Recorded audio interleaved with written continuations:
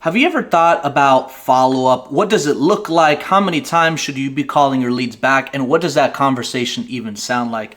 In this video, I'm going to break down exactly what I like to do to pick up right where I left off with leads that either haven't been answering the phone or they have a very long follow-up process. So let's get right into it. So the very first thing you have to do whenever you're setting up a lead to follow up with down the line is setting the right expectation. And simply what I mean by that is you have to ask for permission of time to call them back. Right? Not everybody's going to be available to sign a contract and ready to go when you are. So whether they have to speak with their spouse or maybe they're out in the middle of this, grocery shopping or driving, whatever the case may be, you want to make sure that you ask for permission of time. Hey, no problem, John. It sounds like you're a little bit busy right now. What's the best time I can give you a call back later today? So I try to push to see if I can call them back later today, depending what time of the day it is and what exactly they're doing, or depending on the objection, I'll try to overcome the objection, but then I'll try to set up a good follow-up time or time frame to follow up. Specifically, it sounds like this. Hey, no problem. When's a better time I can give you a call back tomorrow? Right? Let's say somebody wants to review the agreement with attorney or agent or whatever. Right? Hey, take your time and review that blank agreement. What's the best time I can give you a call back tomorrow to see how that went? All right. So let's say they say, hey, call me tomorrow morning. Well, I know if I call him tomorrow morning, he may pick up, he may not, right? Not everybody says a specific time. They call me at 10 a.m. Try to push for a specific time, but if they are unsure about what time to call them back, just make sure you get a good time frame, whether it's morning, afternoon, or evening. All right, so in this example, John Smith says, Steven, call me back tomorrow morning. Perfect. Do you have a preference of time? No, just in the morning, So I'll call them around 9 to 9:30 a.m. What happens if they don't pick up the phone?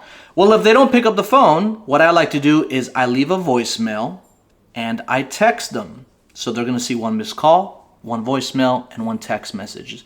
And side note, make sure that your voicemails are short and straight to the point. You don't want to talk about price or approval of numbers or anything like that. You simply want to keep it very short and sweet. It sounds something like this.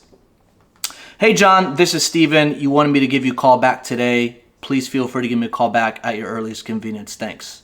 That's it. I don't want to say, hey, John, how's everything going? Is there anything you looked at? I've seen so many people make that mistake, and I used to make that mistake myself. You don't want to talk about numbers because it doesn't guarantee that they're going to accept or even like it. And you don't want to explain anything else. Just keep it short, sweet, to the point. Let them know you called and to call you back at their earliest convenience. Now, I called him in the morning, right? Next thing, I want to call him between 12 and 1 o'clock. Now, when you call the second time, you're not going to leave a voicemail. You're just going to call and do a check-in text, okay?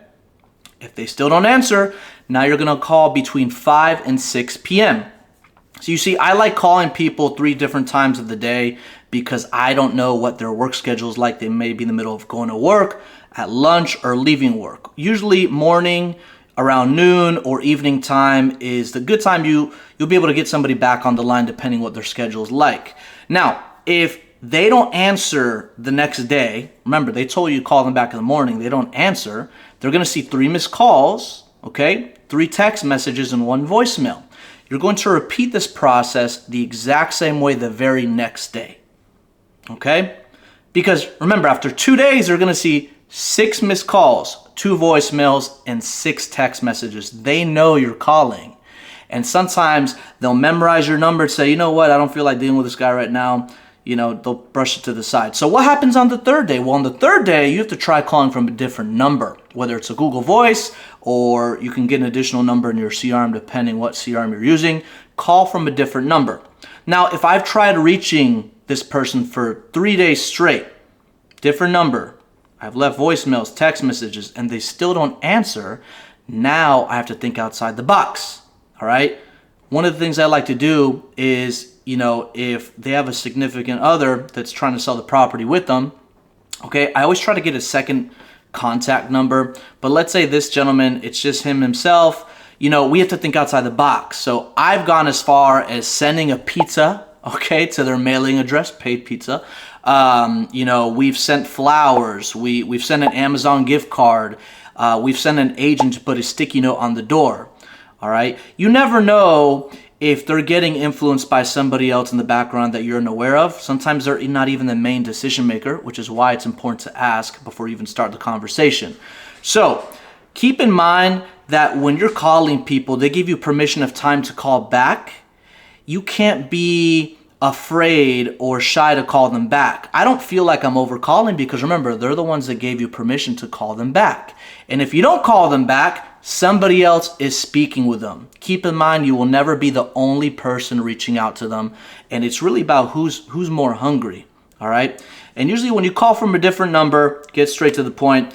Hey, John, this is Steven. We spoke a while back. Listen, I've been trying to get a hold of you. I haven't been successful. Just want to see if you're even still interested in selling, because if you're not, I don't want to keep bothering you. So make sure that you don't feel shy or like you're bothering them, because this is sales. The fortune is in the follow-up. So make sure you have a good follow-up process. Follow these steps, apply it, and I look forward to seeing you close more deals using this strategy. Until the next video, take care.